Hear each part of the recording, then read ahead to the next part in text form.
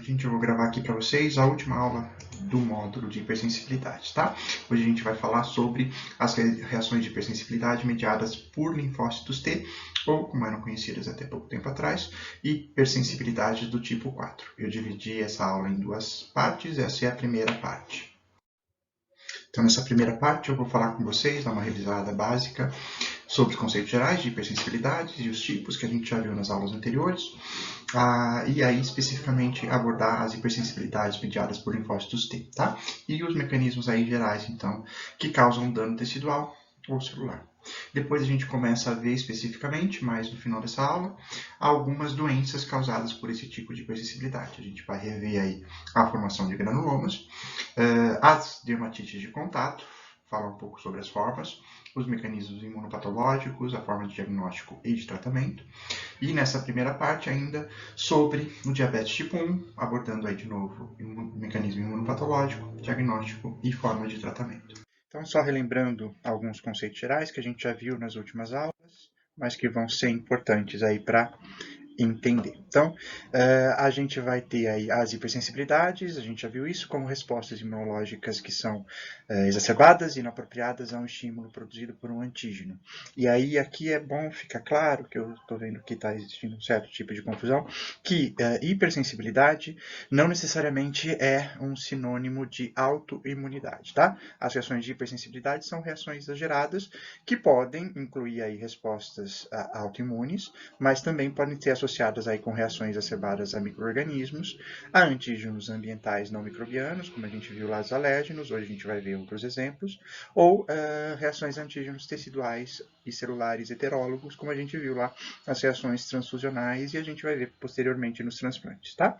Só para relembrar aqui, essas hipersensibilidades elas são classificadas aí didaticamente de acordo com os mecanismos efetores. Então, a gente tem aquelas mediadas por anticorpos do tipo IgE, antigamente chamadas de tipo 1, aquelas mediadas por anticorpos não IgE, do tipo 2, as mediadas por imunocomplexos, ou do tipo 3, e hoje a gente vai ver essas que são mediadas por linfócitos T, que são tão antigamente classificadas como tipo 4, que também podem ser chamadas aqui como hipersensibilidade do tipo tardio, aqui muito em decorrência de um tipo de exame que é feito utilizando essas reações de hipersensibilidade, ok?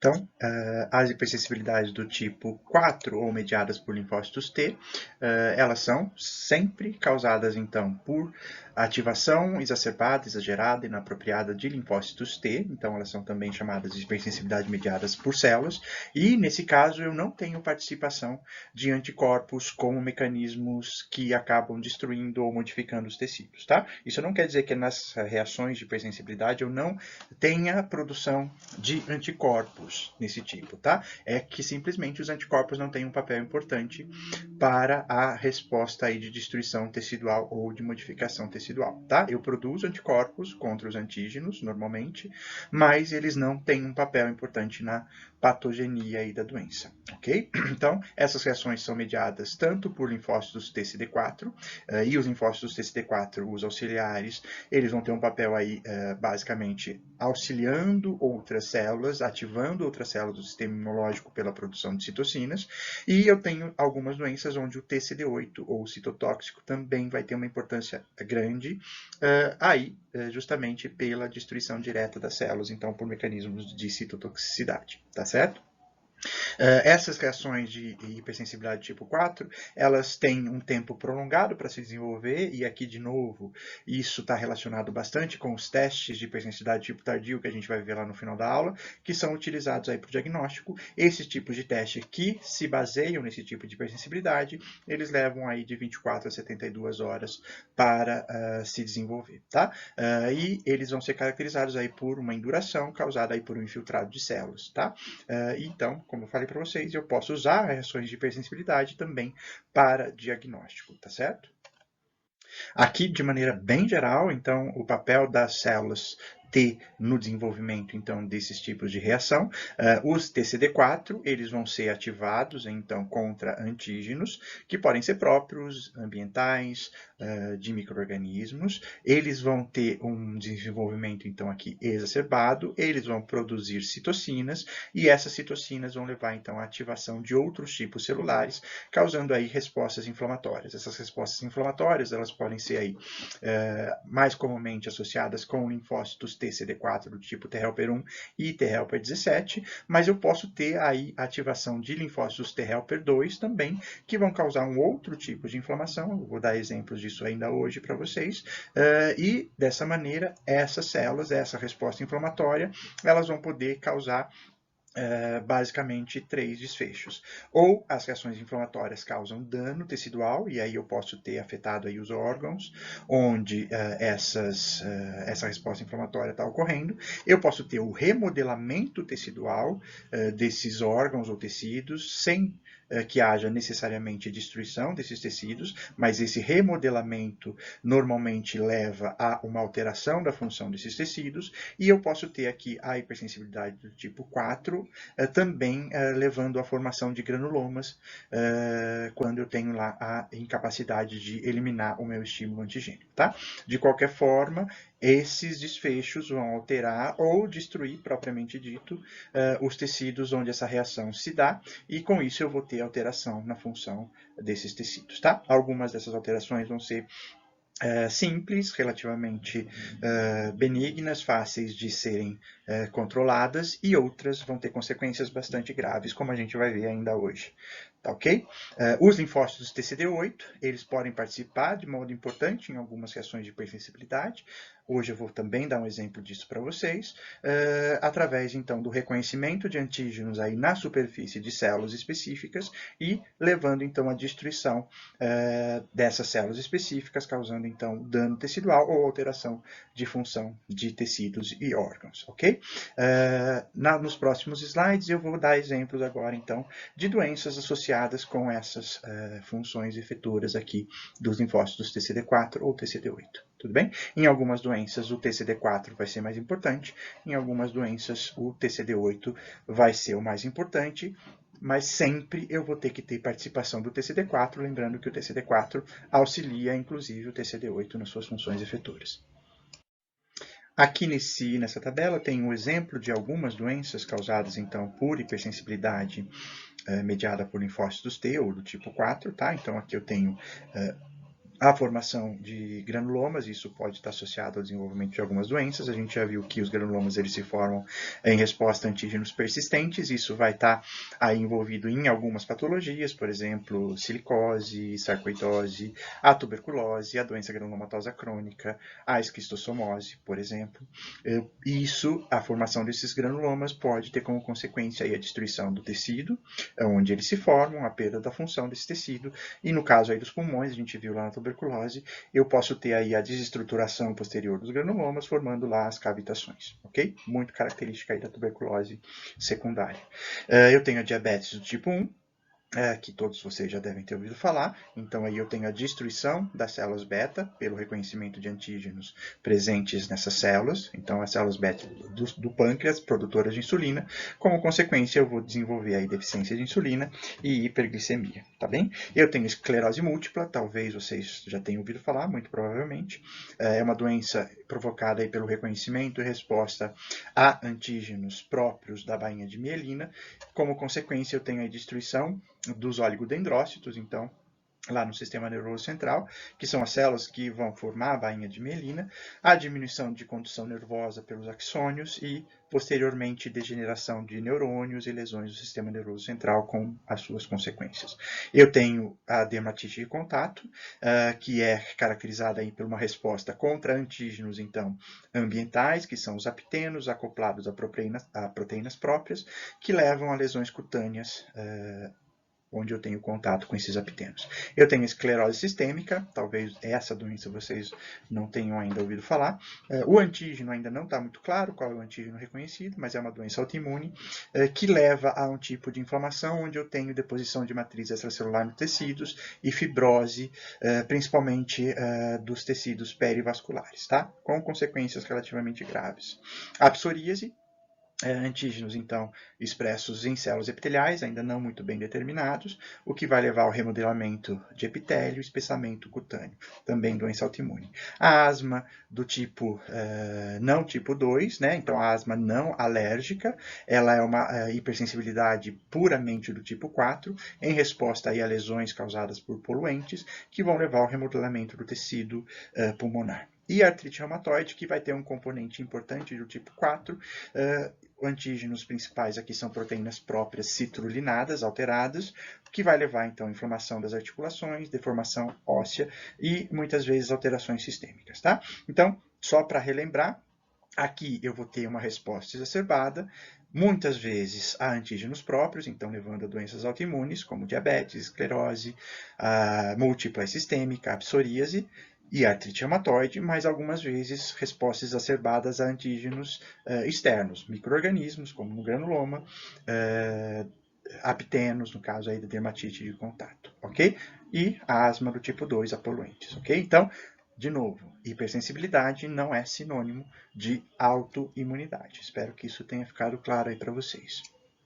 A gente já falou bastante de granulomas durante a disciplina, vocês devem ter visto em outras disciplinas, eu também já abordei isso com vocês na disciplina de microbiologia, então aqui só relembrar rapidamente como é que ele se forma. Então, o granuloma ele vai se formar em algumas situações onde o sistema imunológico não consegue eliminar uma partícula, um micro-organismo, algum corpo estranho, ok? Que penetra aí no tecido, e aí como resposta eu tenho ativação de uma resposta inflamatória crônica com a ativação de linfócitos TCD4, basicamente do tipo T-helper 1, que pela produção de citocinas como o TNF-alfa e o interferon gama vão atrair para o local e ativar no local monócitos que vão se diferenciar em macrófagos e que, numa tentativa aí de eliminar e de conter essa partícula, elas vão formar aquela estrutura esférica. Lá no centro eu tenho lá os macrófagos, que podem sofrer alterações morfológicas, com células gigantes,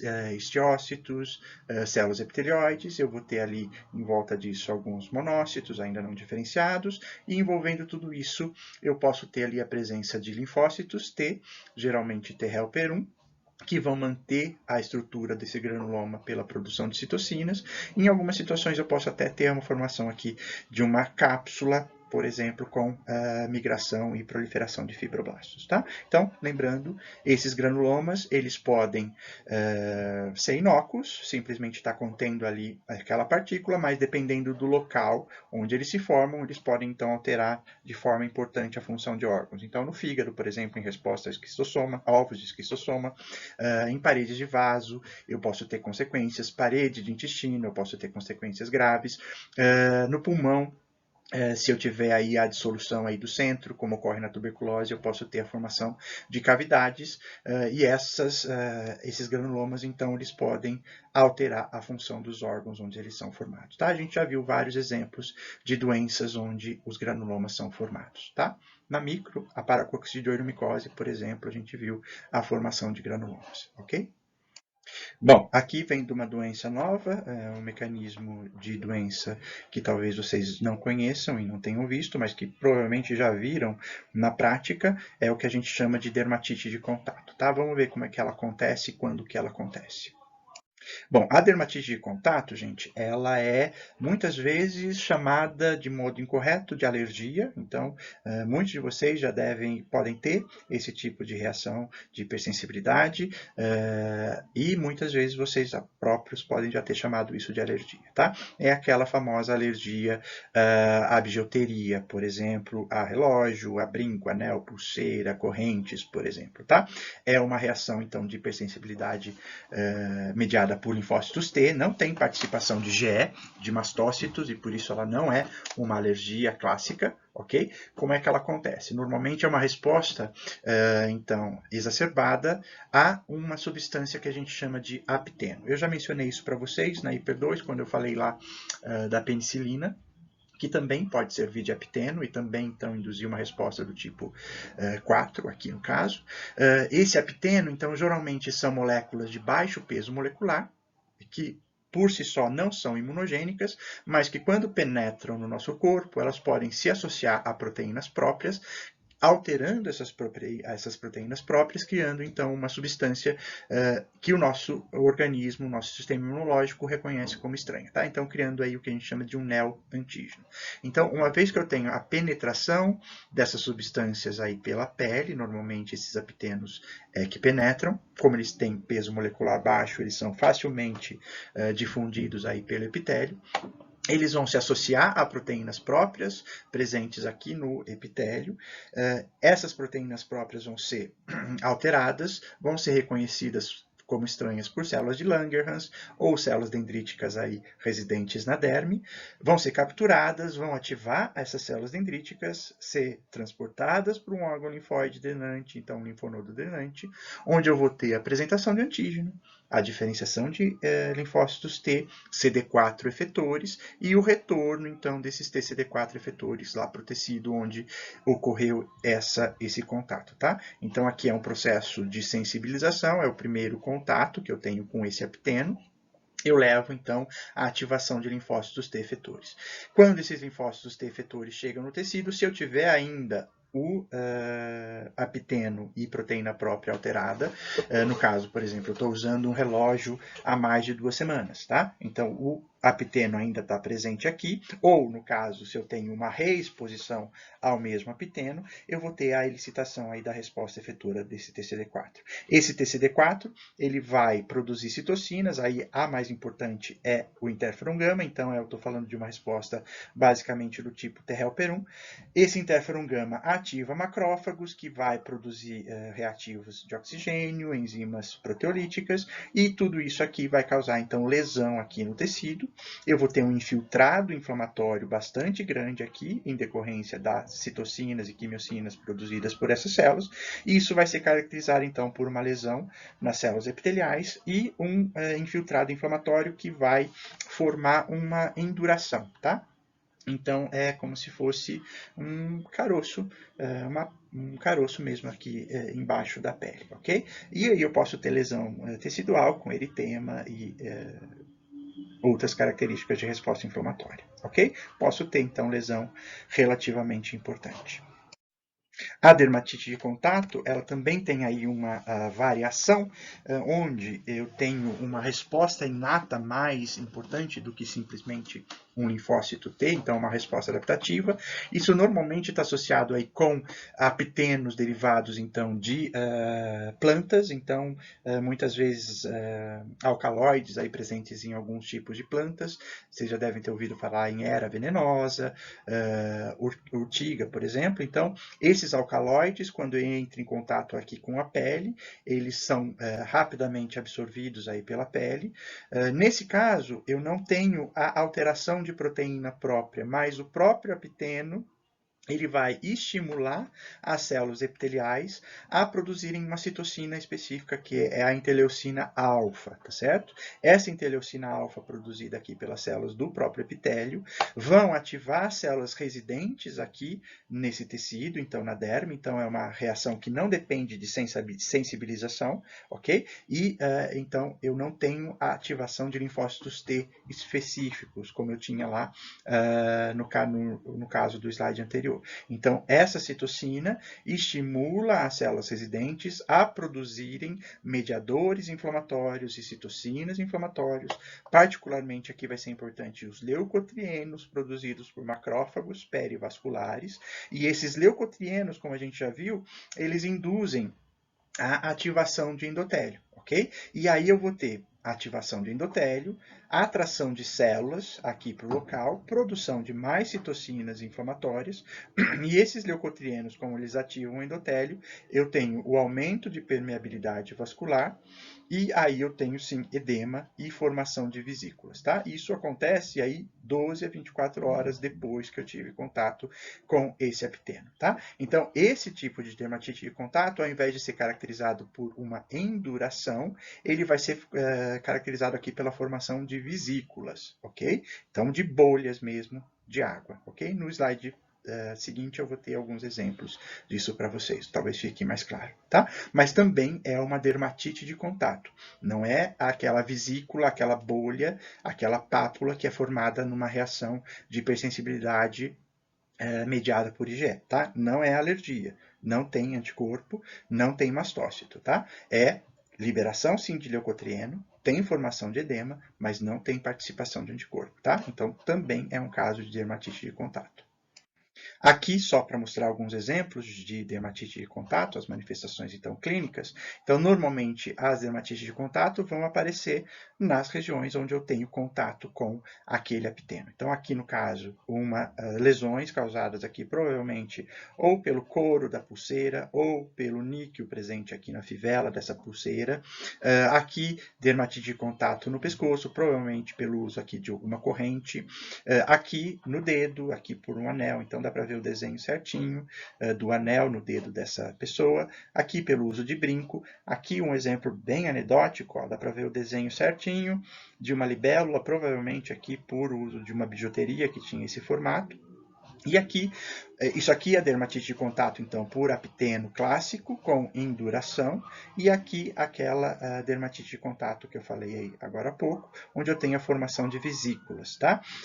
Não induração. Aqui causada, então, por alcaloides de plantas, tá? Esse aqui é o pentadecactoteno, tá? Derivado aí de algumas plantas, tudo bem? Uma característica aí da dermatite de contato que facilita muito o reconhecimento é que normalmente ela vai estar associada, então, com o local onde eu tive contato com aquele epitênio, tá certo? Formando, inclusive, às vezes, o desenho aí da bijuteria ou do causador dessa reação. Como é que eu faço o diagnóstico? Então, basicamente, o diagnóstico é clínico, pela observação daquele tipo de lesão que eu mostrei para vocês, inclusive, às vezes, formando o desenho da substância ou do material que continha aquele epitênio, mas eu posso utilizar em algumas situações um teste cutâneo que é chamado, então, de PET teste, tá? Ele é muito parecido ali com o que a gente viu, o PRIC, teste para hipersensibilidade mediada por IgE, só que aqui no caso, ao invés de eu inocular o antígeno na derme do paciente com a punctura, eu simplesmente coloco soluções aí, então, com vários dos apitenos em um adesivo e colo esse adesivo aí na pele do paciente. Pode ser no braço, mas normalmente é nas costas, porque esse adesivo vai ter que ficar aí colado por pelo menos 24, 48 horas. Tá? Ao contrário do teste de punctura que a gente viu lá para alergia, para IgE, os testes cutâneos para hipersensibilidade mediada por linfócitos T, ela demora a reação para acontecer de 24 a 72 horas. Então, o indivíduo fica com esses adesivos por esse período, depois esses adesivos são removidos e eu vou avaliar no local onde ocorreu, então, a formação daquela induração. Tá certo? Por isso ele também é chamado de teste cutâneo do tipo tardio, justamente porque ele demora mais tempo para ser formado. Tudo bem? O tratamento da dermatite de contato é relativamente simples, então mais fácil é remover então o agente causador. Então, se eu determino que eu tenho alergia aí ao níquel presente numa bijuteria, é só não usar mais a bijuteria com esse tipo de material. Tá? Então, remover o agente causador, evitar contato, normalmente aí faz a hidratação da pele para recuperação, pode-se usar aí o glicocorticosteroides tópicos para aliviar mais rapidamente aquele processo inflamatório. Nos casos mais graves, onde eu tenho formação de lesões mais extensas, aí pelo espalhamento desse epiteno, eu posso usar aí o glicocorticosteroides sistêmicos, mas normalmente aí na dose baixa aí com efeito mais anti-inflamatório, tá? Mas no geral, basta aí remover o agente causador e hidratar o local, não necessariamente eu tenho que fazer a aplicação de algum anti-inflamatório, ok? Aí vai depender de caso a caso. Vamos ver agora o diabetes do tipo 1, que é mediada aí mais por linfócitos do tipo TCD8, ok?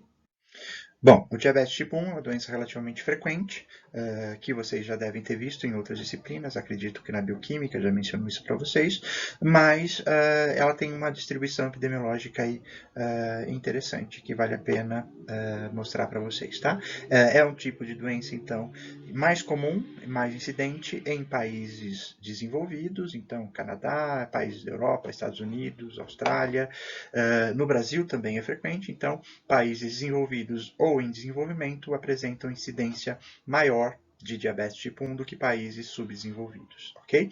Existem teorias que tentam explicar isso, a gente vai ver essas teorias em aulas futuras, ok? Uma característica aí do diabetes tipo 1, que vocês também já devem ter visto, é que, ao contrário das outras doenças autoimunes, a incidência é maior aí na infância. Então, ela vai ser mais comum em crianças entre 5 a até 15 anos o aparecimento, tá? Eu posso ter o aparecimento em idade adulta, mas o mais frequente é que ela se manifeste logo após aí os 5 anos de idade. Tudo bem? Bom, como toda doença autoimune, o diabetes tipo 1 é uma doença então multifatorial que vai envolver aí uma predisposição genética que vai estar associada aí com o HLA e alguns outros polimorfismos gênicos. Eu também vou ter que ter aí uma quebra de tolerância central e periférica e normalmente essa quebra de tolerância central e periférica vai estar envolvida aí com algum fator ambiental, tá? Isso vai ser muito individual, então cada indivíduo pode ter aí um mecanismo de disparo diferente que quebra essa tolerância periférica. Alguns desses mecanismos, por exemplo, podem estar associados com microbiota, composição de microbiota, tá? A gente vai ver isso mais para frente. Mas, de qualquer forma, eu tendo a predisposição genética, a quebra da tolerância central, e a quebra da tolerância periférica, eu vou ter aí um linfócito autorreativo, TCD4, certo? E um linfócito autorreativo TCD8, que vai ser ativado aí por uma célula dendrítica que capturou um antígeno derivado das células beta, tá bom? Então, células beta, só para relembrar, são aquelas células lá da ilhota pancreática que são responsáveis pela produção de insulina, tá? Então, esses antígenos presentes em células beta vão ser capturados pelas células dendríticas, apresentados para esses linfócitos T, CD4 e TCD8 autorreativos, e eu tenho a ativação, então, desses linfócitos TCD4 e TCD8. Para patologia, vai ser importante, então, os TCD8, que vão reconhecer esses antígenos na superfície das células nas células beta pancreáticas, no MHC de classe 1, causando então a destruição específica dessas células, tá? Eu posso ter aí a produção de autoanticorpos contra esses antígenos então de ilhota pancreática, mas esses autoanticorpos eles não têm papel na patologia, tá? Pelo menos não um papel importante na destruição das células beta, tá? Quem destrói as células beta são os linfócitos TCD8 autorreativos. Então, aqui só para exemplificar isso de uma forma um pouco diferente, então, nas ilhotas pancreáticas, lembrando aqui eu tenho vários tipos de células diferentes, cada uma delas responsável aí pela produção de um hormônio diferente. Então, as células beta produtoras de insulina, as células alfa produtoras de glucagon, as células delta produtoras de somatostatina, ok? Então, no diabetes tipo 1, eu tenho ativação de um clone de CD8 autorreativo, que quando chegam lá no pâncreas, vão ser ativados pelo reconhecimento então, das células beta, especificamente, portando o MHC de classe 1 com um peptídeo derivado desse autoantígeno, tá? Uma vez que o TCD8 reconhece esse antígeno, ele vai ser reativado, ele libera na superfície da célula beta os seus grânulos citotóxicos, causando então a apoptose especificamente da célula beta, tá? Então, se a gente observar, as outras células da ilhota vão ser preservadas, eu tenho a destruição específica só das células produtoras de insulina, e é isso que vai causar, então, o diabetes do tipo 1. Aqui só para mostrar para vocês como é que essa destruição é específica. Então, aqui eu tenho uma ilhota pancreática normal e em marrom aqui está marcado, então, as células produtoras de insulina. Então, aqui de um indivíduo normal e aqui de um indivíduo diabético com diabetes do tipo 1. Tá? Então, dá para perceber que as células beta pancreáticas são completamente destruídas, aí, o que vai levar a uma deficiência na produção de insulina e, como consequência, a hiperglicemia. Uma coisa que é interessante no diabetes tipo 1 é que ela vai apresentar aí o desenvolvimento, ele vai obedecer a alguns estágios que podem levar aí alguns meses, às vezes até anos, para a progressão da doença sintomática. Então, num primeiro estágio, eu vou já ter a presença desses autoanticorpos, então, inclusive, esses autoanticorpos eles podem ser usados aí para detectar pacientes que ainda não têm os sintomas, mas que já tem a predisposição para desenvolvimento do diabetes do tipo 1, tá bem? Nesse estágio, eu já começo a ter perda, destruição, então, das células beta pancreáticas, mas eu ainda não tenho os sintomas, porque a quantidade ainda vai ser suficiente para manter os níveis de insulina suficientes para suas funções, ok? Conforme eu vou tendo destruição das células pancreáticas, então, quando a massa funcional de células beta vão diminuindo, eu começo, então, a ter aí uma fase pré-sintomática, onde eu já começo a apresentar a hiperglicemia, mas ainda não tenho sintomas claros e evidentes, tá? O estágio 3 é quando o número de células beta já está praticamente zerado, e aí eu começo já a apresentar os sintomas, ok? É aqui que normalmente é feito, então, o diagnóstico do diabetes do tipo 1. Nesse estágio, as ilhotas pancreáticas, as células beta já foram quase que totalmente destruídas, tudo bem? Como é que é feito o diagnóstico do diabetes do tipo 1. Ao contrário das outras doenças autoimunes, o diabetes tipo 1, o diagnóstico é relativamente simples, tá? Então, eu vou ter aí a avaliação clínica com sintomas clássicos, então, a poliúria, que seria o aumento aí na produção de urina, que leva a um aumento na frequência de micção, a polidipsia, sede excessiva, perda de peso, eu posso ter aí dores abdominais e dores de cabeça, tá? Esses sintomas clínicos são muito característicos, mas para o diagnóstico definitivo eu vou complementar aí com testes laboratoriais, que basicamente seriam a dosagem aí dos níveis de glicose em jejum, com um aumento considerável, níveis de glicose também aumentados após 2 horas de sobrecarga de glicose, presença de hemoglobina glicada maior do que 6,5%, então vocês já devem ter visto aqui na bioquímica o que é essa hemoglobina glicada, a gente pode discutir isso melhor na aula de sexta-feira, ou então se eu faço aí uma dosagem aleatória dos níveis de glicose, eu vejo que eu tenho aí um nível maior do que 200 mg por decilitro, tá? Nem pacientes com sintomatologia clássica, tá? Então, isso aqui já é suficiente para fechar o diagnóstico. Eu posso também fazer alguns testes adicionais, mas que não são necessários para fechar o diagnóstico, que é a dosagem do peptídeo C e a dosagem de autoanticorpos. E aí eu tenho aí o anti-GAD65, o anti-IA2 e o anti-IK 512, que são anticorpos específicos presentes aí nos indivíduos com diabetes do tipo 1. Uma característica desses autoanticorpos é que eles não apresentam papel patológico, mas eles podem estar presentes aí meses antes do início dos sintomas, tá? Eu tenho utilidade, detecção de anticorpos com antecedência no diabetes tipo 1? Vão pensando nisso, a gente discute isso. Adianta eu fazer um diagnóstico precoce do diabetes tipo 1 para o tratamento? A gente vai discutir isso aí na sexta-feira, tá? Vão pensando nisso. Bom, com isso, termino essa primeira parte da aula. Na segunda parte da aula, eu vou falar com vocês de algumas doenças um pouco mais complexas do que essa que a gente viu, do que essas que a gente viu agora na primeira parte, tá? Então assistam a segunda parte da aula. Até mais.